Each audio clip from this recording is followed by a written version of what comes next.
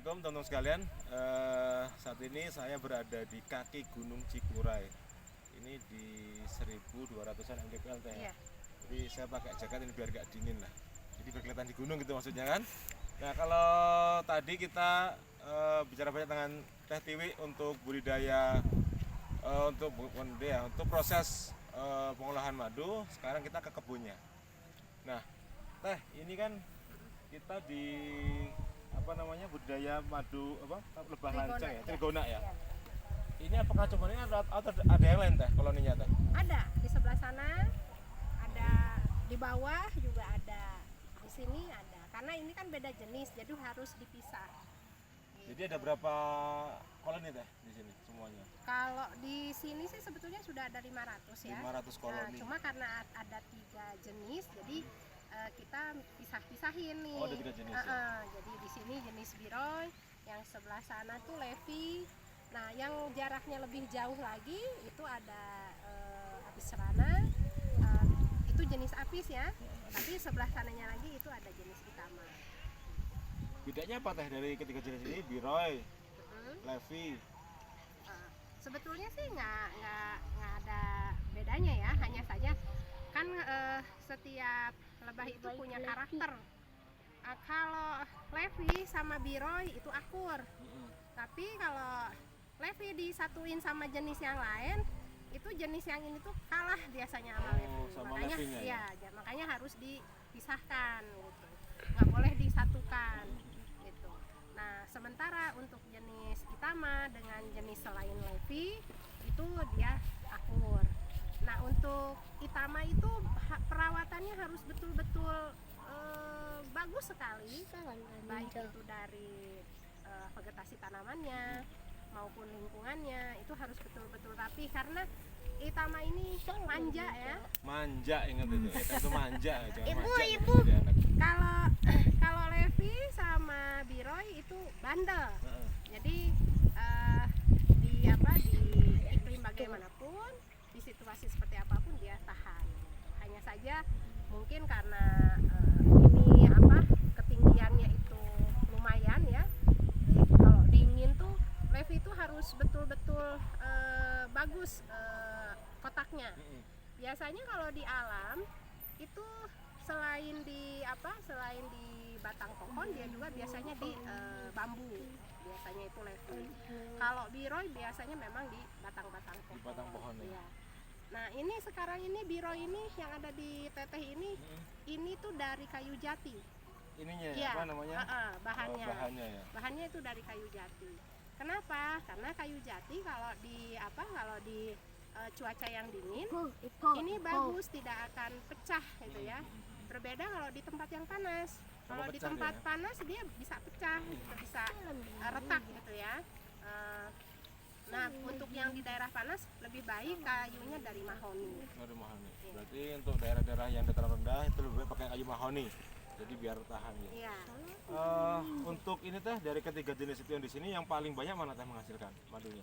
Kalau yang paling banyak menghasilkan sebetulnya ya kalau ngambil itama itu lebih banyak madunya. Itama ya. Iya. Walaupun dia manja ya. Iya, cuma karena manja aja. Jadi butuh perlakuan lebih nih kalau itama Iya. nih. Kalau levi dari sekian jenis trigona, memang levi itu bisa dikatakan kurang produktif kali ya itu madunya gitu. Jadi paling kita bisa panen maksimal 100 ml itu kalau 6 bulan dari 100 satu koloni ya?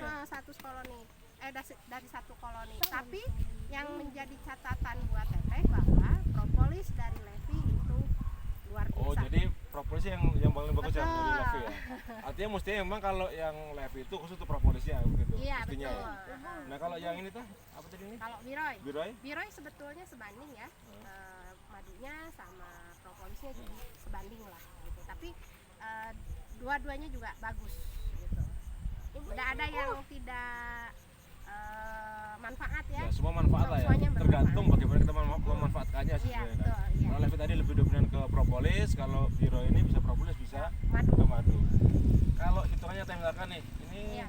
satu tahun berapa panen kira-kira satu koloni ini? Kalau satu koloni ini paling 1 tahun bisa 2 sampai 3 kali. Tapi kalau misalnya vegetasi tanaman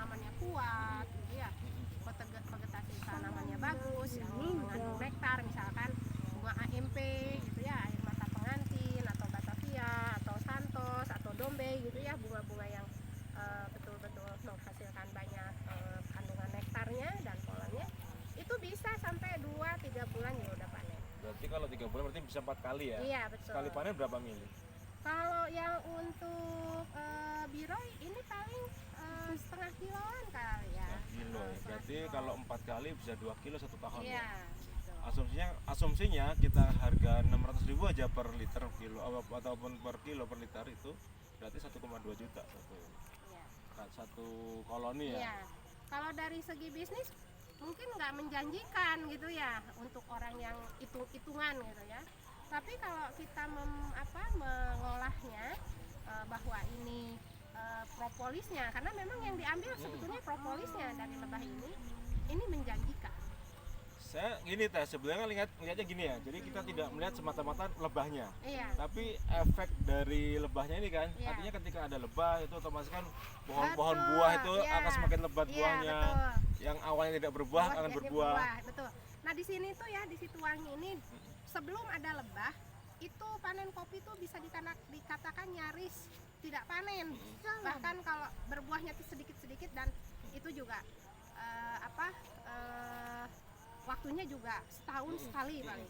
Tapi semenjak ada lebah, ini semuanya tuh terus-terusan berbunga. Terus berbuah terus. Terus berbunga, terus berbuah gitu. Ya. Jadi memang ada faktor pembantu penyerbukan Ya. ya, membantu penyerbukan bahwa dengan adanya lebah sebetulnya untuk meningkatkan pertanian ya, meningkatkan penghasilan dari buahnya itu sendiri. Jadi makin banyak, rasanya jadi makin enak, kualitas buahnya juga makin bagus gitu. Betul. Penampilan buahnya juga keren gitu karena dibantu penyerbukannya. Ya. Jadi teman-teman, kesimpulannya adalah sebetulnya bukan lebahnya nih yang menjadi tujuan utama, tapi bagaimana dengan adanya lebah itu ekologinya semakin terjaga. Jadi buah-buahan, teman-teman yang punya kebun kopi itu kami sarankan untuk punya lebah juga di kebun kopinya. Betul. Sehingga akan semakin banyak buahnya. Nah, pun dengan yang lainnya ya, misalkan perkebunan mangga, rambutan, kelengkeng dan Iya, sebagainya. betul. Nah, bagaimana kita memaksimalkan betul lahan-lahan yang ada di sekitar kita sehingga ini bisa menjadi penghasilan tambahan untuk kita. Saya yakin ini bisa dilakukan oleh siapapun ya, apalagi ibu-ibu juga bisa merawatnya. Artinya dengan kita menjaga lebah ini bisa tetap ada, hidup, maka kita juga akan menjaga alam sekitar kita. Teh, makasih banyak Teh Sama-sama. waktunya, mudah-mudahan kita bisa bertemu lagi, dan yang penting nanti kita bawa beberapa koloninya nih, ini yang paling penting. Terima kasih Teh. Oke, makasih teman-teman, kita ketemu lain kesempatan. Wassalam.